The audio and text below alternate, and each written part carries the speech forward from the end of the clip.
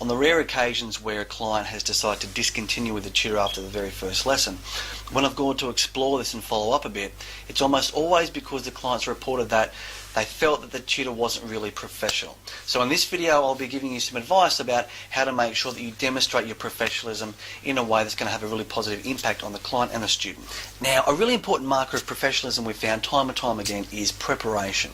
If you know that you're well prepared, you'll feel more confident in yourself, but also showing that you're prepared will help establish confidence in you by the client and the student. The same way that a doctor might wear a stethoscope around their neck, even if they don't need to use it, it just makes them look more like a doctor, which is important to establish that credibility so that the patients are more likely to follow their advice. So we know how a doctor needs to appear to establish credibility, but what about a professional tutor?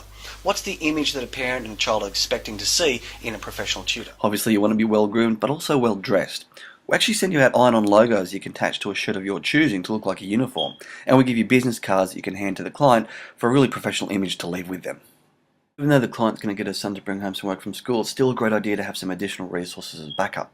Now, Tyler knows he's tutoring a Year 1 student in literacy skills, so he's got this workbook from the newsagent the day before, which of course he can get lots of use out of that. Also, keep the receipts so you can claim them on tax. Now, just as the doctor carries the stethoscope and the tradesman might carry the toolkit, the tutor's toolkit, however, are their teaching resources.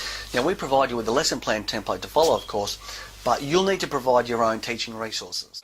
So get yourself a good briefcase or a laptop bag. Make sure you carry a laptop and even a tablet or an iPad if you've got one. There's that workbook you just bought. Good idea to pack some additional resources. That's the client agreement form. That's the timesheet he's going to get signed at the end of each lesson. Of course, that's his lesson plan template.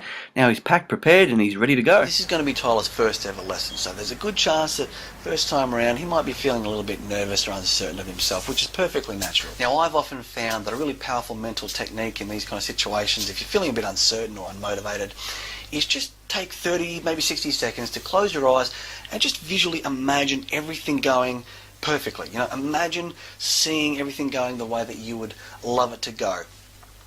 It's a really simple and quick technique, but it can make a big difference to how you're feeling. That way you're going to walk in there feeling prepared, feeling confident and enthusiastic, and that's going to show too. The client and student's going to see the way that you feel, and that's obviously going to be important because you might be going into a home where it's 5 o'clock in the afternoon, students tired, they've been at school all day, mum or dad are exhausted, they've been working all day. There might be a little bit of negativity building up in the home already. So when you then come to the front door, it's really important that you be in a positive state of mind so that any negativity that's already going on in there, you're going to be able to just diffuse that straight away, and you're going to help them feel more confident and enthusiastic too if you're feeling that way.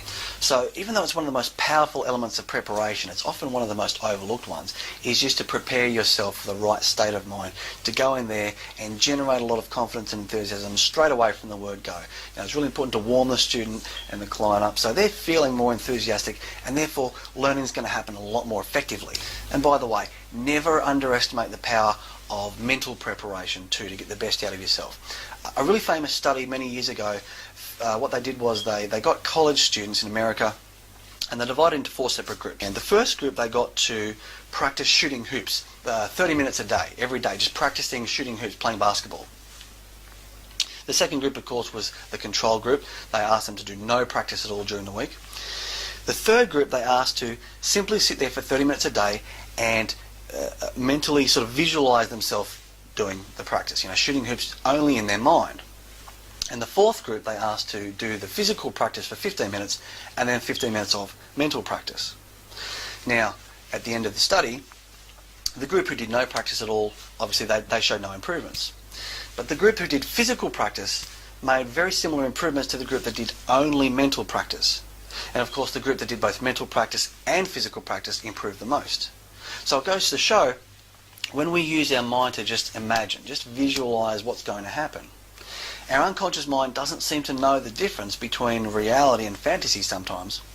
So instead of sitting there worrying about everything that's going to go wrong and seeing all the worst case scenarios in your mind, it's going to be a lot more helpful to you and everybody else if you actually train yourself to think mentally positive thoughts about what's going to happen, see everything going right before it does, and that way it's more likely to happen the way that you see it. So by this stage, Tyler's called Tanya the day before to introduce himself and to show that he understands a bit about what's going on with James. He's given a bit of information about what his plan is for the first lesson. Now, the day of the first lesson, he's given her a call a couple of hours before the lesson just to confirm, and he's arrived on time. He's well groomed, well dressed, he's well prepared, he's feeling enthusiastic and confident, and everything's ready to go for the first lesson. Workplace safety is a big issue these days, no matter where you work. In this role, you're travelling to and from your locations all the time. Tyler really should have been more careful crossing the road back there. Traffic safety is the biggest thing. Just exercise some common sense and be careful, obviously. Okay, so Tyler's first lesson was booked in for 5 p.m. It's about 5 minutes to 5 now. It's a good idea to be a bit early just in case you get some traffic congestion. It's also a good idea to spend the first couple of minutes just sort of using that as a time to meet and greet, establish some rapport with the client and student.